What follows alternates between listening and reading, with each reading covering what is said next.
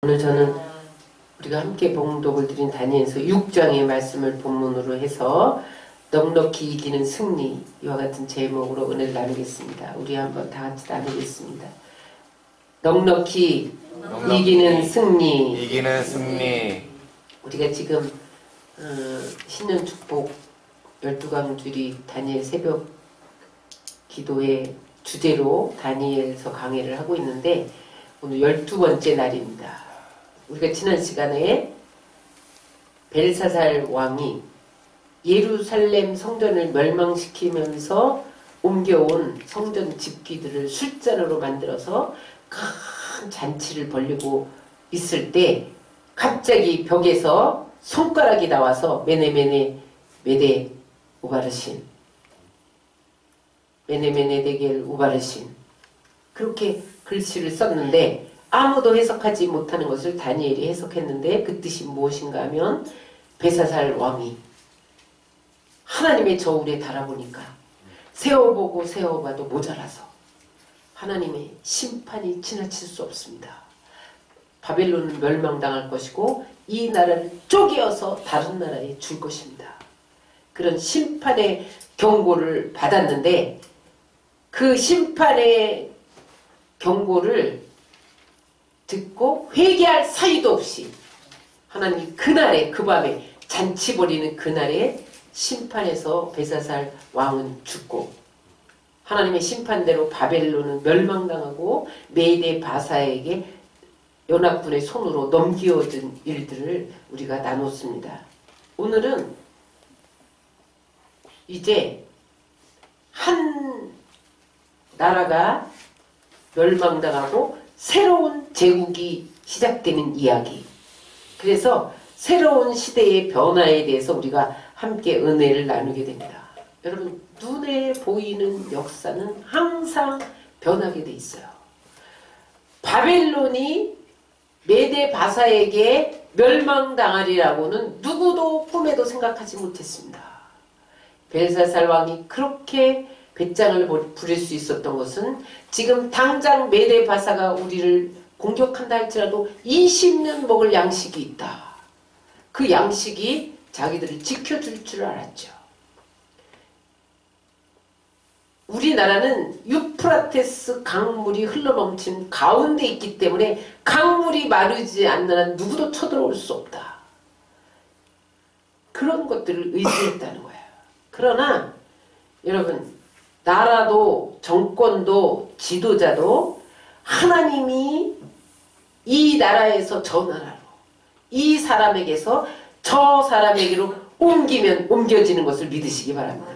그래서 여러분, 이 세상은 끊임없이 변하는데 하나님은 변함없이 우리의 주권자가 되신다는 거예요. 따라서 하나님은 역사의 주관자이시다. 역사의 주관자이시다. 그래서 오늘 바벨론이라는 한 거대한 제국이 무너지고 새로운 제국 페르시아가 시작됩니다.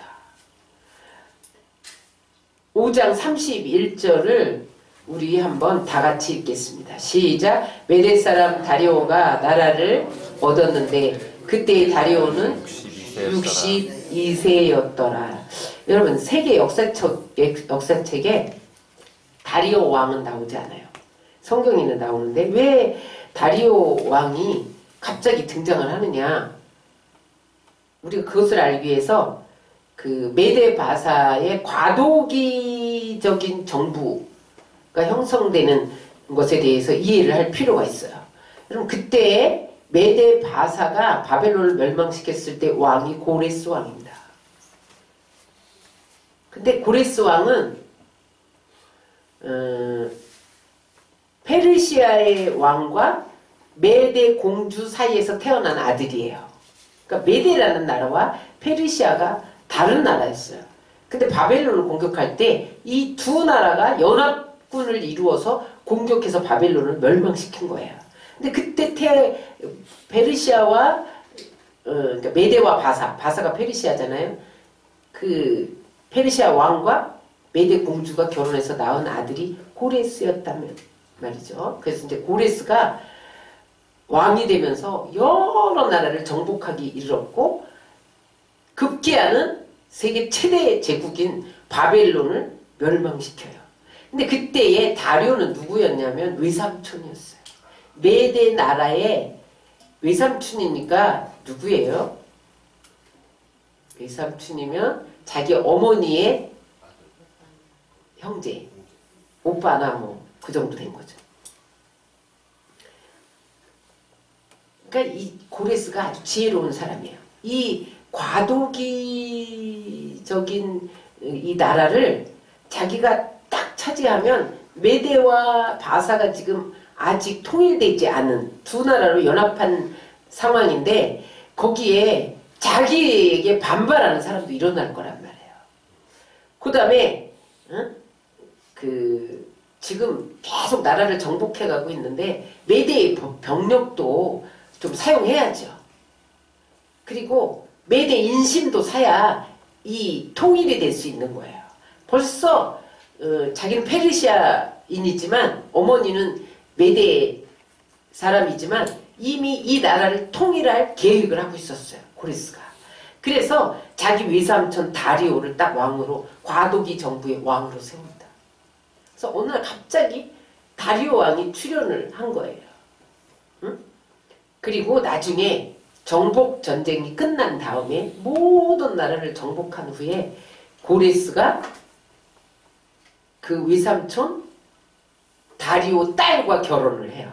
그 바벨론 이런 데는 우리나라처럼 근친상간 이렇게 가리지 않았던 것 같아요.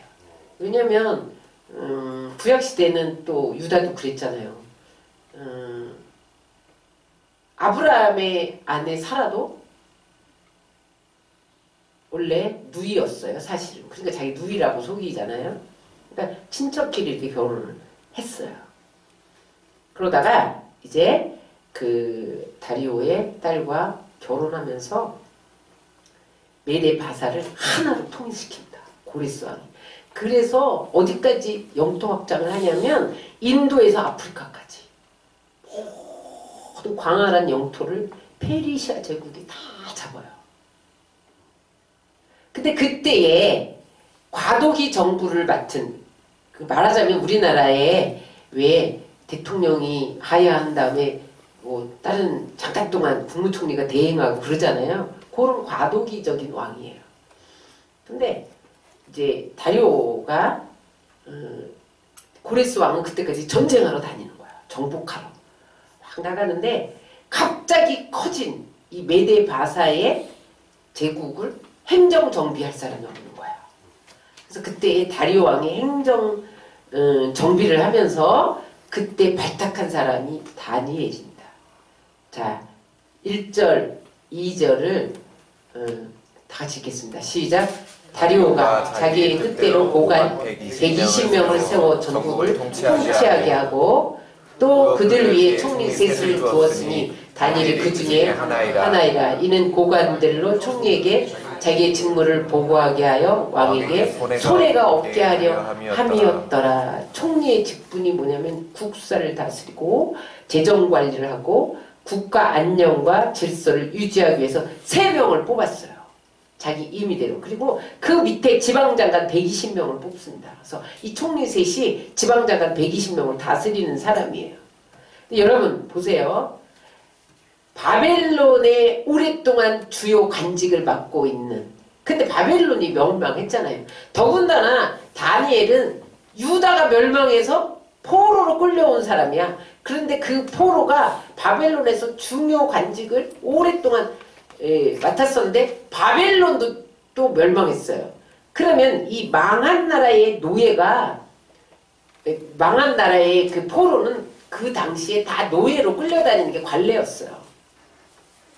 근데 그것도 80세가 넘은 고령의 다니엘을 국무총리 3사람 중에 한 사람으로 발탁한 것은 아무리 설명하려 해도 설명이 안 돼요. 하나님께서 하신 것을 믿으시기 바랍니다.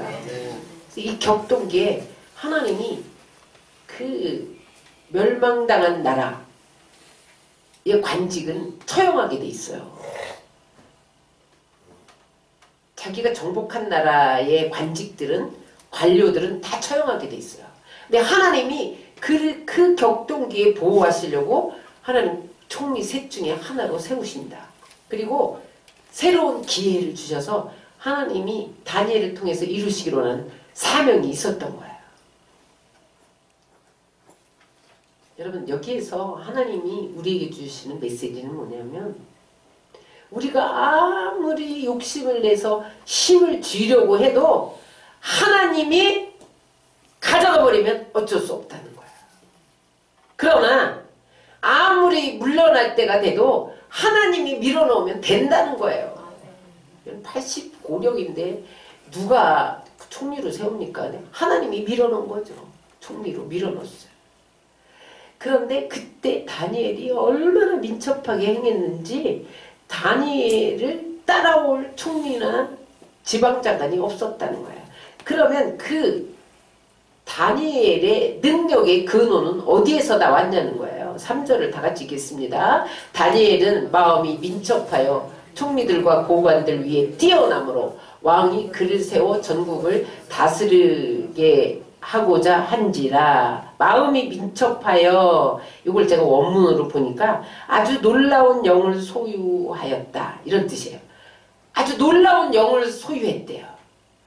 그게 성령 충만이에요. 따라하세요. 다니엘의 탁월함의 비결은 성령 충만이다. 여러분 다니엘처럼 탁월하기를 원하시죠? 성령 충만하시기를 주의 이름으로 축원합니다. 성령 충만했더니 어떻게 됐다는 거예요? 모든 고관들 위해 뛰어나게 하셨다. 이것은 무슨 말이냐면 비교가 안 됐다는 거예요. 감히 비교할 수가 없었다는 거예요. 따라하세요. 늙어서도 성령 충만하면 젊어서 뛰어난 사람보다 탁월해진다. 여러분 나이를 불문하고 성령 충만하면요 아무리 젊은 사람이라도 따를 수가 없는 거예요. 젊은 사이 지혜도 따를 수가 없는 거예요. 따라서 성령 충만하면 세상이 측량할 수 없는 탁월함이 부어진다. 탁월하기를 원하시죠? 성령 충만해야 돼요. 하나님이 탁월함의 지혜를 부어주세요. 여러분 하나님이 지혜를 부어주셔야 되는 거예요. 그런데 그때 3명을 총리로 세운 것은 권력을 분산하기 위함이죠. 한 사람에게 힘이 실리면 나중에 왕이 위태로워질 수가 있어요. 그러니까 힘을 분산시키려고 3명의 총리를 세운 거예요. 근데 다리오 왕이 원래 계획에도 없던 조직을 만들어서 다윗을 총리 중에 수상총리로, 수석총리로 그렇게 힘을 몰아주려는 총리체제로 바꾸려고 하고 있다는 거예요. 여러분 우리가 여기에서 발견할 수 있는 것은 무엇이냐면 우리가 이 세상에서 인맥을 통해서 높아질 수 있어요. 여러분 뇌물을 주고 높은 자리에 올라갈 수 있어요. 그런데 그 사람은 환경이 바뀌면 추락합니다. 여러분 모든 높은 자리는요 환경이 바뀌면 추락하게 돼 있어요. 여러분 우리나라 정권도 보세요. 정권이 바뀌면 그 전에 관료들은 다 추락합니다. 그러나 하나님이 기름 부어 세우시면 왕이 바뀌어도 바뀌지 않는 것을 믿으시기 바랍니다. 몇 번이나 바뀌었어요. 벌써 세 번째. 느부갓네살, 벨사살, 다리오. 지금 3번째 바뀌었는데 정권이 바뀌어도 왕조가 바뀌어도 환경이 바뀌어도 여전히 빛을 발하는 사람이 됐다는 거예요. 따라하세요. 자리 욕심 내지 말고 성령 충만하자. 그러면 탁월하니까 80이 넘어도 그 사람 없는 자리 마련해 주는 거죠. 응? 성령 충만해서 여러분들이 탁월해지면 없는 자리를 마련해 준다니까요. 여러분 어떻게 해서든지 욕심내서 그 자리 차지하려고 하지 마세요. 내가 성령 충만하면 하나님 나를 탁월하게 하시고 그 탁월함 때문에 사람들이 없는 자리 마련해 주면서 오라고 한다고요. 다니엘은요 탁월했는데 깨끗한 탁월함이었어요. 되게 탁월하면요 모든 사람이 시기합니다. 탁월한데 저 사람이 안녕하다. 그건 비정상이야. 승진이 좀 빨라 보세요. 당장 시기하는 사람이 나타납니다. 더군다나 정치인들은요 그 암투가 대단하죠. 죽여야 내가 올라간다고 생각해요.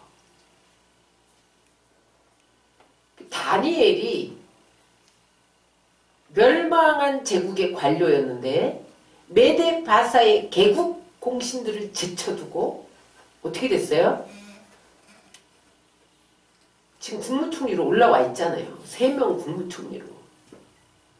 그런데 또 수석총리를 만든단 말이야. 얼마나 비위가 상했겠죠. 그래서 그들이 전략을 세워요. 총리 2명하고 다니엘을 딱 빼고 120명 지방 장관과 연합 전술을 펴요. 그래서 약점을 찾아내서 죽여버리자. 그래서 이제 약점을 찾기 시작을 해요. 그 장면이 4절입니다. 시작. 이에 총리들과 고관들이 국사에 대해 다니엘을 고발할 근거를 찾고자 하였으나 아무 근거 아무 허물도 찾지 못하였느니라. 이는 그가 충성되어 아무 그릇됨도 없고 아무 허물도 없음이었더라. 국사 그가 사무 처리하는데 약점이 한 개도 없었다는 거야. 그 사람들이 모든 기록을 다 뒤졌겠죠. 그런데 워낙 뛰어났기 때문에 약점을 찾을 수가 없었대. 그 행정에서는. 사무처리에서는. 어떻게 뛰어날 수가 있어요? 여러분 자기 일에 성실하면 뛰어나게 돼 있어요. 제가 아주 좋아하는 성구 중에 하나입니다. 잠언서 22장 29절 시작. 내가 자기 일에 능숙한 사람을 보았느냐. 이러한 사람은 왕 앞에 설 것이요 천한 자 앞에 서지 아니하리라. 옛날 성경에 보면 자기 일에 근실한 자를 보았느냐 그렇게 돼 있어요. 근데 자기 일에 능숙한 자를 보았냐. 자기 일에 성실하면 왕 앞에 서진다는 거예요. 다니엘이 딱이에요. 얼마나 성실했으면 왕 앞에 수석 총리로 섰어요.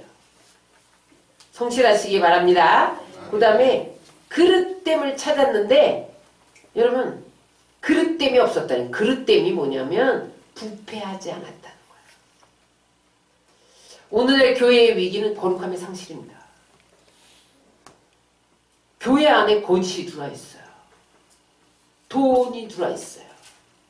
여자가 들어와 있어요. 응? 이런 것들이 연루돼서 교회가 지탄을 받을 때가 있잖아요. 여러분 교회가 세상 도덕의 표준이 돼야 돼요. 세상 윤리의 표준이 돼야 돼요. 그런데 왜 그렇게 되지 못하느냐? 거룩함의 상실입니다. 응? 마귀는요 틈을 보고 달려들어요. 거룩함을 상실하는 순간 틈을 비집고 들어옵니다. 거룩함을 상실하니까 세상 어둠을 몰아낼 수가 없는 거야. 응? 세상이 오히려 손가락질하는 그런 교회가 됐다는 거죠. 여러분 부패하지 말아야 돼요. 다니엘은 여러분 부패한 것을 저들이 찾아보려고 온갖 서류를 다 뒤지고 옆에 사람 측근들을 샅샅이 불러서 물어봐도 부패한 것을 못 찾아냈다는 거예요. 그 다음에 세 번째는 허물이 없었다. 허물이. 건성으로 일하지 않았다는 거야. 적당히 때우기식으로 일하지 않았다는 거야. 책임 회피하거나 전가하지 않았다는 거야. 사람 눈 의식해서 내가 조금 이익이 되면 하고 조금이라도 이익이 안 되면 딱 빠져버리고 이러는 거 안 했다는 거야. 절대로 책임을 회피하거나 핑계하지 않았다는 거야. 허물도 못 찾아냈어. 그 다음에 그는 오직 충성됐다는 거야. 지금 4절에 충성되어 이런 말이 있잖아요. 모든 사람들에게 믿을만 했다는 거야. 신뢰가 갔다는 거야. 우리는 저 사람은 믿을 수가 없어. 여러분 그 사람은 이미 끝난 거예요. 그 사람은요 신뢰를 잃어버리면 모든 것을 잃는 겁니다. 그런데 반면에 저 사람은 믿을만해. 그러면요 그 사람이 실패해도 다시 일어날 수 있어요. 사람들이 그를 믿어줘요. 믿어주면 거기에 돈도 따르고 명예도 따르는 거야. 명예를 맡겨주잖아요. 다니엘이 어떻게 해서 여러분 망한 나라의 관료가 새 정부의 수석 총리가 됩니까? 믿을만해. 저 사람은 모든 사람이 신뢰했던 거예요. 그러니까 아무리 조사를 해봐도 그의 탁월함이나 도덕성에 전혀 흠잡을 게 없는 거야. 여러분 사람은 하루 이틀은 속일 수 있어요. 그런데 어떻게 수십 년을 속이겠어요? 다니엘이 수십 년을 속이면서 그 자리를 지킬 수 있었겠냐고요. 그럼 청문회 하는 거 보세요. 청문회. 다 드러나잖아요. 다 드러나. 하나님은 우리에게서 어떤 때 영광을 받으시느냐? 어떠한 날카로운 검증 앞에서도 흔들리지 않는 삶을 살 때 하나님이 우리에게 영광을 받으시는 거예요. 그리고 어떠할 때 영향력을 행사할 수 있느냐? 아무리 날카로운 검증의 잣대를 칼을 들이대도 거기에서 흔들리지 않는 삶을 살았다. 그것이 나타나지면 그 사람은 영향력 있는 사람이 됩니다. 청문회에서 왜 다 탈락합니까? 검증의 잣대를 들이댔더니 다 썩었다는 거야. 다 부패했다는 거야. 허물이 너무 많다는 거예요. 그릇됨이 너무 많다는 거야. 그래서 탈락하잖아요. 그래서 여러분 우리는 어떻게 해야 되느냐? 따라하세요. 하나님의 위대한 일을 하겠다. 그 이전에 깨끗한 그릇이 되라. 디모데 후서 2장 21절 읽겠습니다. 그러므로 누구든지 이런 곳에서 자기를 깨끗하게 하여 기 쓰는 그릇이 되어 거룩하고 주인의 씀에 합당하며 모든 선한 일에 준비함이 되리라. 다니엘은 깨끗한 그릇이죠. 깨끗하면 뭐 불이 너무 맑으면 고기가 안 고요. 여러분 그 부패한 언어예요. 여러분 그런 말 쓰면 안 돼요. 그건 세상 부패를 조장하는 언어입니다. 깨끗하고 단단한 그릇으로 자기를 준비하면 하나님이 그 사람을 언제든지 쓰시는 거예요. 나이에 상관없어요. 은퇴에 상관없어요. 보세요. 다니엘은 기도의 사람이에요. 꿈과 환상을 보는 사람이에요. 성령의 사람이에요. 민첩한 사람이에요. 그게 다였냐? 동시에 현실에서 성실하고 거룩함을 인정받은 사람이에요. 깨끗함을 인정받은 사람이에요. 그러니까 뭐 하나 걸릴 거 없는 거예요.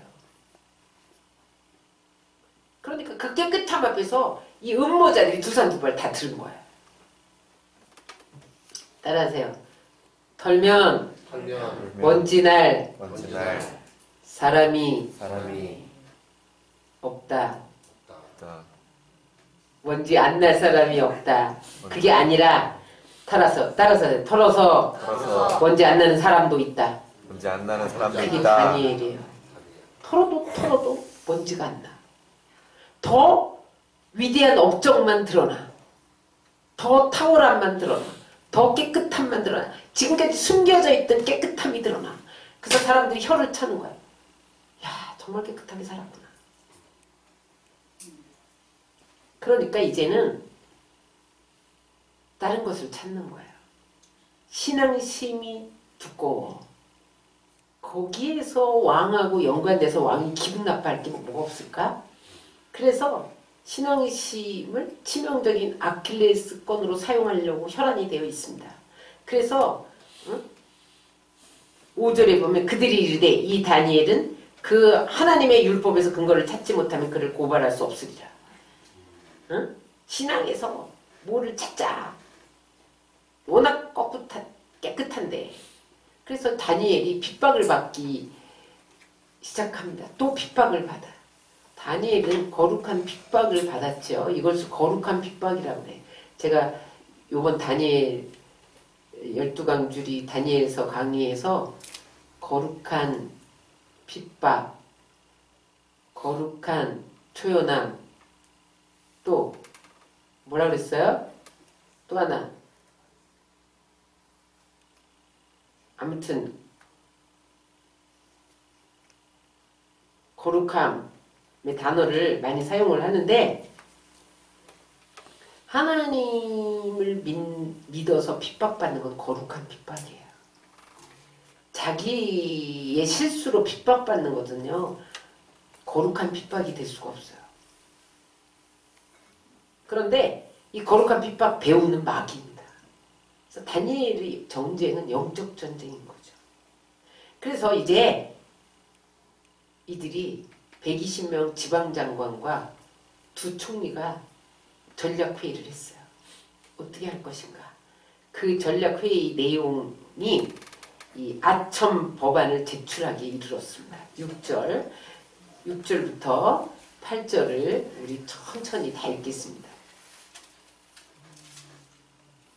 시작. 이에 총리들과 고관들이 모여 왕에게 나가서 그에게 말하되 다리오 왕이여 만수무강하옵소서. 나라의 모든 총리와 지사와 총독과 법관과 관원이 의논하고 왕에게 한 법을 세우며 한 금령을 정하실 것을 구하나이다. 왕이여 그것은 곧 이제부터 3일 동안에 누구든지 왕이 어떤 신에게나 사람에게 무엇을 구하면 사저물에 먼저 놓기로 한 것이니이다. 그런즉 왕이여 원하건대 금령을 세우시고 그 조서에 왕의 도장을 찍어 메대와 바사에 고치지 아니하는 규례를 따라 그것을 다시 고치지 못하게 하옵소서 하매 이에 다리오 왕이 조서에 왕의 도장을 찍어 금령을 내느니라. 여러분 그 당시에 메대 바사는요 왕을 신의 대리인으로 알았어요. 그래서 왕이 어떤 법을 제정하더라도 그건 완전하다. 그래서 왕이 딱 어인이 찍히면 아무도 변개치 못해요. 왕 자신도 번복할 수 없어요. 그렇게 아주 절대 구속력을 갖고 있었어요. 그런데 그러니까 그렇게 절대 구속력을 갖고 있기 때문에 어떤 법안이 제출되면 상세히 검토를 해야 돼요. 근데 오늘 보세요. 다리오 왕이 검토도 안 하고 어인을 찍어 도장을 탁 찍어버려요. 왜 그랬을까? 왜? 왜냐하면 지금 다리오 왕이 과도기 정도를 맡았잖아요. 그러니까 늘 불안해. 고레스 왕이 돌아오면 언제든지 나가야 돼요. 그러니까 이 불안한 권위를 유지하고 있는데 지금 고관들이 지금 뭐 지방장관만 모이는 게 아니라 관리들 뭐 장자 붙은 사람 다 모였어. 그러니까 이 사람들이 다 고레스 편이라고 생각을 했단 말이에요. 그런데 이게 웬일이냐? 자기 아니면 아무에게도 덜하지 않아? 아 이들이 다 내 편이네. 기분이 좋았던 거예요. 그래갖고 꽉 도장을 찍은 거예요. 그러면서 나에게 반발하는 세력을 단칼에 베어버리겠다. 그러면 내가 사저글에 넣는다고 하는데도 딴 사람한테 절한단 말이야. 다니엘을 모함하리라고는 꿈에도 생각 못했죠. 자기를 높여주고 자기 반대 세력을 한꺼번에 제압할 수 있다. 이렇게 생각을 한 거예요. 그래서 도장을 탁 찍어요. 다리오 왕이 도장 찍은 것을 총리 셋 중에 두 사람이 저쪽으로 갔는데 그 다니엘 사람이 없었겠어요. 관리 중에. 다니엘이 다 알았죠. 그 다음에 다니엘이 취한 행동을 보세요. 그 소식을 접한 다니엘이 어떻게 행동했나? 10절입니다. 다니엘이 이 조서에 왕의 도장이 찍힌 것을 알고도 자기 집에 들어가서는 윗방에 올라가 예루살렘으로 향한 창문을 열고 전에 하던 대로 하루 3번씩 무릎을 꿇고 기도하며 그의 하나님께 감사하였더라. 왕이여 음모입니다. 그렇게 왕에게 달려가지 않았다는 거야. 아니면 자기에게 이 그렇게 어인이 찍혔다 이것을 알려준 자기 사람들이 있었을 거 아니에요. 그런 자기 사람들을 동원해서 이 계획을 사전에 차단해야 되겠다. 그런 방어책을 강구하지도 않았다는 거예요. 인간적인 모든 일들을 포기하고 어떻게 했어요? 따라하세요. 목숨 걸고 기도했다. 자기 집에 돌아가서 그 소식을 듣고 자기 집에 돌아가서 어떻게 했냐는 거예요. 윗방에 올라가서 전에 하던 대로 예루살렘을 향하여 창문을 열고 하루에 3번씩 무릎을 꿇고 기도하며 감사하였더라. 여러분 음모를 꾸미는데 어떻게 불안하지 않을 수가 있어요. 두려웠죠. 응? 그런데도 평소에 하던 대로 기도의 줄을 놓지 않았다는 거예요. 여러분 어떤 위기가 다가온다 할지라도 기도의 줄을 놓지 않으면 하나님께서 일하시는 것을 믿으시기 바랍니다. 그가 15살 때 포로로 끌려와서 80세가 넘도록 고위 관직에서 관료직을 맡으면서 여러분 얼마나 암투와 질투와 유혹이 많았겠어요. 응? 감사할 수 있는 조건들이 그리 많지 않았을 거예요. 그러나 그는 항상 감사했다는 거예요. 따라서 기도의 능력은 감사에 있다. 여러분 감사 기도를 드리면 영적 저력이 생겨요. 그래서 일생일대 최고의 위기가 다가왔다. 그것을 돌파할 수 있는 힘이 생겨요. 여러분 신앙만 안 지키면 기도만 안 하면 살아날 수 있어요. 근데 지금 그것도 조용히 가서 뒤에서 기도하면 돼. 안 보게. 공개적으로 기도하지 말고 그냥 기도 안 한다 그래. 내 30일 동안 절을 안 하고 뭐 하나님이 내 중심을 다 아시는데 그리고 저기 뒷방에 가서 몰래 해도 돼요.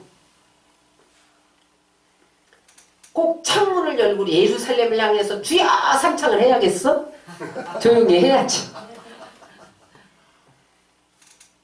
교회는 꼭 나가야 돼. 어디나 하나님 계시는데 이럴 수 있죠. 다니엘은 타협하지 않았다는 거예요. 목숨 걸고 기도하고 예배 드렸다는 거예요. 창문을 열고 기도하고 예배했다는 거예요. 왜냐하면 다니엘이 왜 그랬을까요? 세상 권력과 목숨과 부는 한순간이라는 거예요. 언젠가는 다 사라진다는 거예요.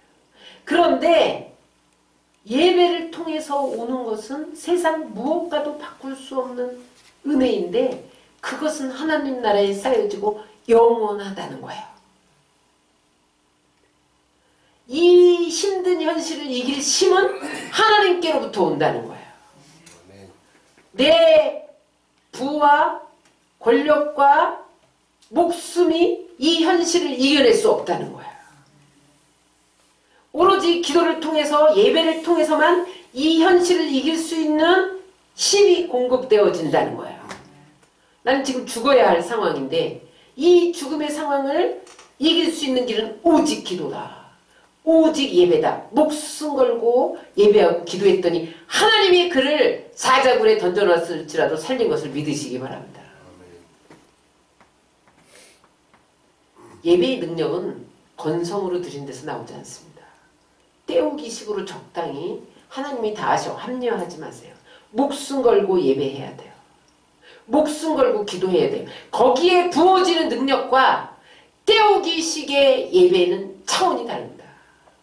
죽음을 이길 수 있는 능력이 부어집니다. 내가 목숨 걸면 하나님 목숨 걸고 나를 지키시는 거예요. 다니엘의 기도는 목숨 건 기도였습니다.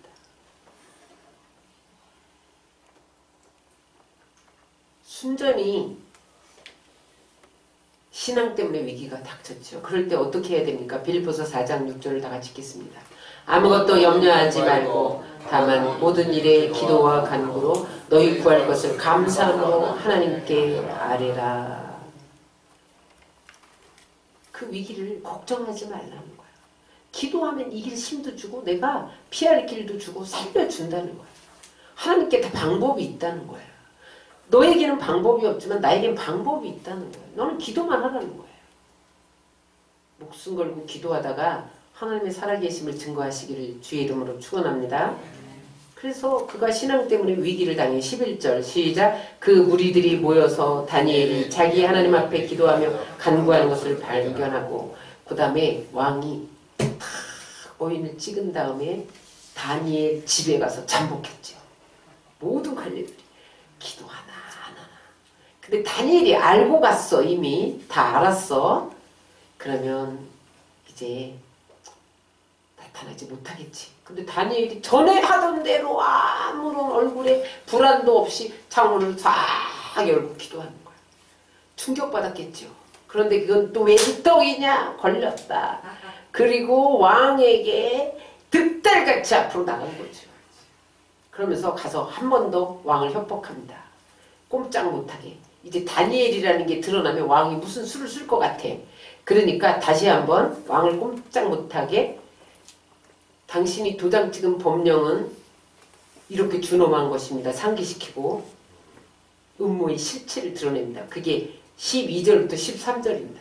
시작. 이에 그들이 나가서 왕의 금령에 관하여 왕께 아뢰되 왕이여 왕이 이미 금령에 왕의 도장을 찍어서 이제부터 30일 동안에는 누구든지 왕위에 어떤 신에게나 사람에게 구하면 사자굴에 던져 넣기로 하지 아니하였나이까 하니 왕이 대답하여 이르되 이 일이 확실하니 메대와 바사에 고치지 못하는 규례니라 하는지라. 그들이 왕 앞에서 말하여 이르되 왕이여 사로잡힌 유다 자손 중에 다니엘이 왕과 왕의 도장에 찍힌 금령을 존중하지 아니하고 하루에 3번씩 기도하나이다 하니 다리오 왕이 아차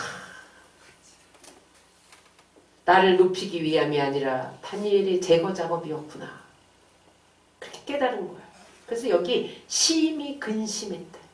심히 근심했어. 이건 뭐냐면 자기 자신에게 화가 났다는 거야. 내가 속았구나. 그러면서 어떻게 했냐면 온종일 그렇게 국사가 바쁜데 아무 일도 하지 않고 변개할 수 없어. 왕이라도 도장이 찍힌 이상 살려낼 방법이 없을까 동분서주하며 다녔다는 거예요. 얼마나 사랑했는지. 여러분 한번 신뢰하면 이렇게 끝까지 사랑하는 거죠. 그러면서 응? 해가 질 때까지 그렇게 돌아다녔다는 거예요. 14절에 보세요. 왕이 이 말을 듣고 그로 말미암아 심히 근심하여 다니엘을 구원하려고 마음을 쓰며 그를 건져내려고 힘을 다하다가 해가 질 때에 이르렀더라. 그랬더니 이 무리들이 기가 막힌 거죠. 왕이 근심하며 식음을 전폐하며 동분서주하며 살려낼 방법을 찾으니까 약이 올랐어. 그러니까 다시 한번 다그친다. 왕을. 법령 번복하면 응? 그 자리에 보존이 어려울 것입니다. 이제는 협박하지요. 응? 15절 읽습니다. 그 무리들이 또 모여 왕에게로 나와서 함께 말하되 왕이여 메대와 바사의 규례를 아시거니와 왕께서 세우신 금령과 법도는 고치지 못할 것이니이다. 아주 협박을 해요. 그러니까 이제 왕이 방법이 없는 하루 종일 방법을 찾아봤는데 이거를 법을 고치기 전에 방법이 없는 거예요. 그러니까 할 수 없이 사자굴에 집어넣어요. 그러면서 뭐라 그러냐면 다니엘아 지금까지 지켜주신 내 하나님이 너를 지켜주시리라. 이게 믿음이 아니고 위로해 주는 거예요. 그래서 16절 읽겠습니다. 이에 왕이 명령함에 다니엘을 끌어다가 사자굴에 던져 넣는지라. 왕이 다니엘에게 이르되 내가 항상 섬기는 너희 하나님이 너를 구원하시리라 하니라. 17절 아니 그래서 다니엘이 사자굴 던져졌어. 사자가 한 명이 아니에요. 한 마리가 아니에요. 바글바글해. 그럼 저기에 어느 사자라도 입을 벌려야 되잖아요. 하나님이 사자들이 입을 콱 묶어놨다는 거. 응? 그 다음에 이제 사자굴에 던져뒀어요. 근데 하나님 울지 않고 저거 봐. 침대가 됐어. 침대. 단 추운 겨울이었는데 사자 털이 침대가 됐어. 누워있잖아. 하나님 그렇게 하시는 거야. 그러니까 이제 왕이 어떻게 돼요? 집어넣고 이제 안절부절이야. 17절. 이에 돌을 불러다가 구러기를 막으며 왕이 그의 도장과 귀족들의 도장으로 봉하였으니 이는 다니엘이 대한 조치를 고치지 못하게 하려 함이었더라. 왕이 궁에 돌아가서는 밤이 새도록 금식하고 그 앞에 오락을 그치고 잠자기를 마다하니라. 왕이 완전 식음을 전폐. 그럼 이 정도는 돼야지. 응? 내가 무슨 일을 당했다. 그럼 윗사람이 잠 못 자고 구할 생각을 금식하고 식음을 전폐하고 이 정도는 돼야죠. 다니엘이 이 정도였다니까요. 얼마나 사랑했으면. 그런데 다니엘은요. 절대 두려워하지 않았어요. 19절부터 23절까지 이제 어떤 장면이냐면 새벽에 밤이 지났어. 새벽에 왕이 굴로 달려가는 거예요. 달려가서 다니엘이 죽었나 살았나 너희 하나님이 지켜주시리라 한 줄기의 실마리를 가지고 희망을 가지고 실망을 가지고 달려간 거예요. 가서 새벽에 가서 다니엘아 내가 항상 섬기는 하나님이 너를 살렸느냐? 그러니까 다니엘이 대답해요. 이것을 현대어로 제가 그냥 한번 현대어 성경으로 여러분들 읽어드리겠습니다. 왕이여 정의의 하나님이 나를 사자굴에서 살리셨습니다. 제 충성을 모함한 참소자들의 주장이 사실이 아님을 하나님이 입증하셨습니다. 하나님께 대한 충성과 왕에 대한 충성이 상반되는 것이 아닙니다. 오히려 하나님께 충성함으로써 왕에게도 사심없이 충성할 수가 있습니다. 그것을 오늘 19절부터 23절까지 풀어서 현대어 성경에 기록해 놓은 거야. 그러니까 지금 왕에게 뭐를 증거하는 거야? 정의의 하나님을 증거해요. 그 하나님은 내가 왕에게 충성한 걸 다 아시고 응? 사자들이 입을 봉해서 나를 살렸다. 이게 내가 당신에게 충성한 응? 입증이다. 어떻게 사자들이 나를 깨물지 못하냐. 당신은 지금 그 모함하는 자들과 함께 왕에겐 충성 안 하고 하나님께만 충성한다고 그렇게 나를 모함했는데 하나님께 대한 충성이 왕에 대한 충성이다. 별개가 아니다. 할렐루야. 우연히 살아난 게 아니다. 하나님이 개입해서 살았다. 그걸 증거하고 있죠. 다니엘이요. 여기 성경에는 없는데 성경의 비하인드 스토리가 미드라시거든요. 그런 원문에 읽어보면 뭐가 나오냐면 다니엘이 굴로 탁 떨어지는데 천사가 막 와서 입을 다 막고 그 다음에 사자들의 팔다리를 다 붙잡았대. 천사들이. 그걸 봤다는 거예요.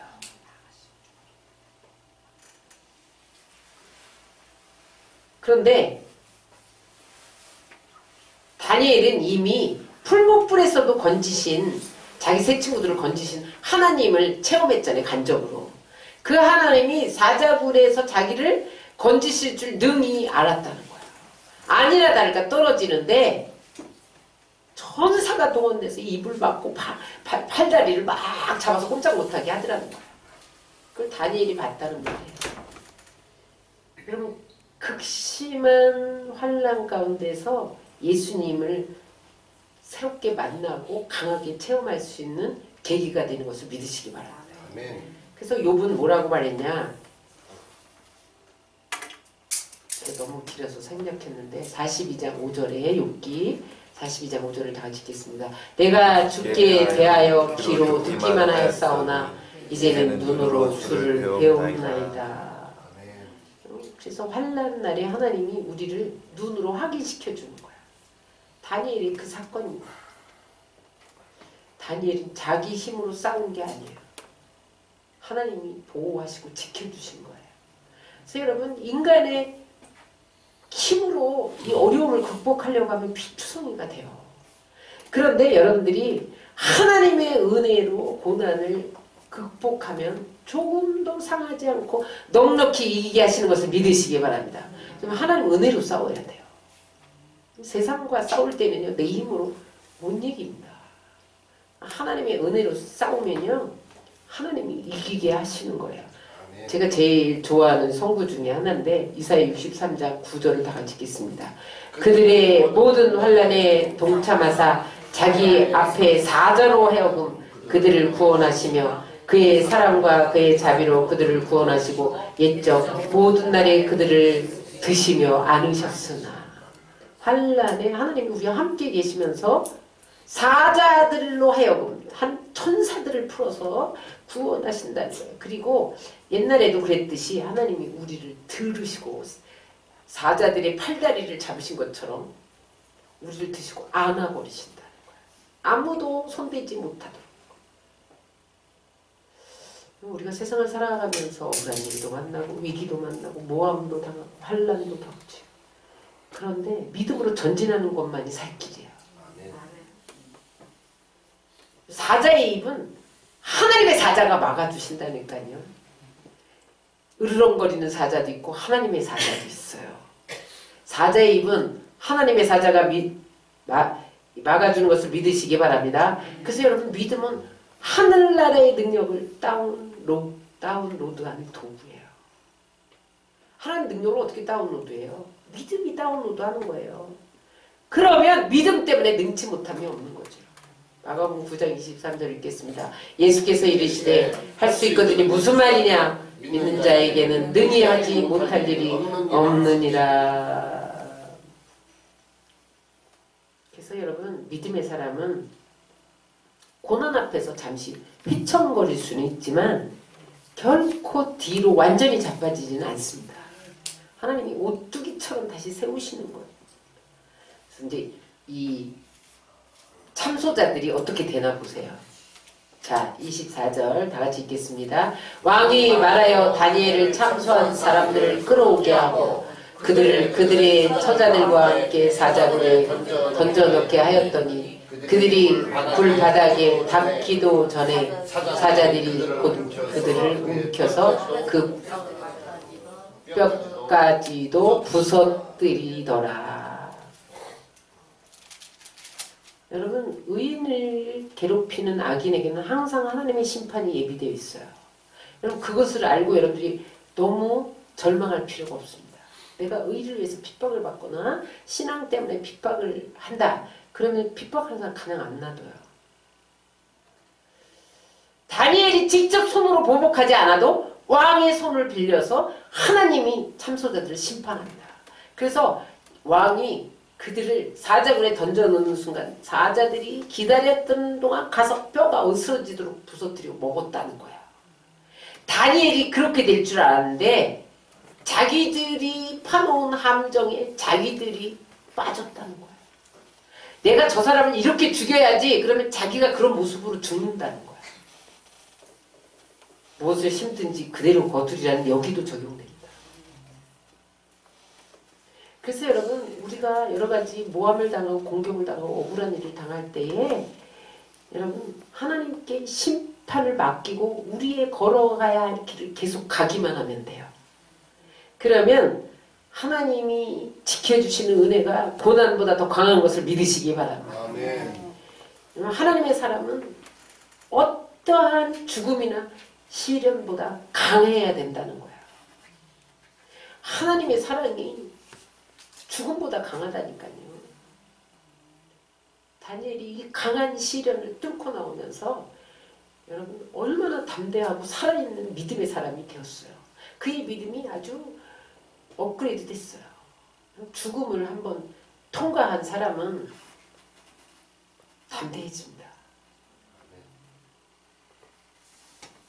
그래서 하나님이 우리에게 연단하시는 거예요. 정금되어 나오게 하시려고. 욥기 23장 10절입니다. 시작. 그러나 내가 가는 길을 그가 아시나니 그가 나를 단련하신 후에는 내가 수금같이 되어 나오리라.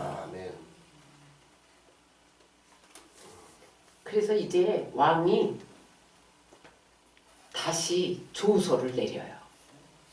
어떤 조서를 내리냐? 25절부터 27절까지는 다니엘의 하나님 앞에서 모든 사람들이 두려워하며 떨지어다. 그는 살아계신 하나님이여 영원히 변하지 않는 하나님이시로다. 그 나라는 멸망하지 아니할 것이요 권세는 무궁할 것이로다. 그 하나님은 구원하기도 하시고 건져내기도 하시고 사자들의 입에서 다니엘을 벗어나게 하셨다. 그런 조서를 내려요. 응? 담화문, 대통령 담화문 발표하듯이 담화문을 내립니다. 다니엘이 삶으로 하나님을 보여주셨어요. 여러분 불신자들은요 성경도 없죠. 교회도 안 나가죠. 여러분 하나님을 볼 통로가 없어요. 그들은 누구를 통해서 보느냐? 우리의 삶을 통해서 하나님을 봐요. 그래서 우리는 그리스도의 편지예요. 다니엘은요 우상으로 가득 찬 바벨론과 페르시아 사람들에게 하나님이 보여준 하나님의 메시지였어요. 그래서 사람들이 글을 보면서 하나님을 읽었다니까요. 어머 네가 믿는 하나님 살아있구나.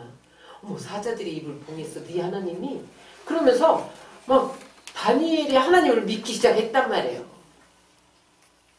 이후로 다니엘의 삶이 별과 같이 빛나는 삶을 살았어요.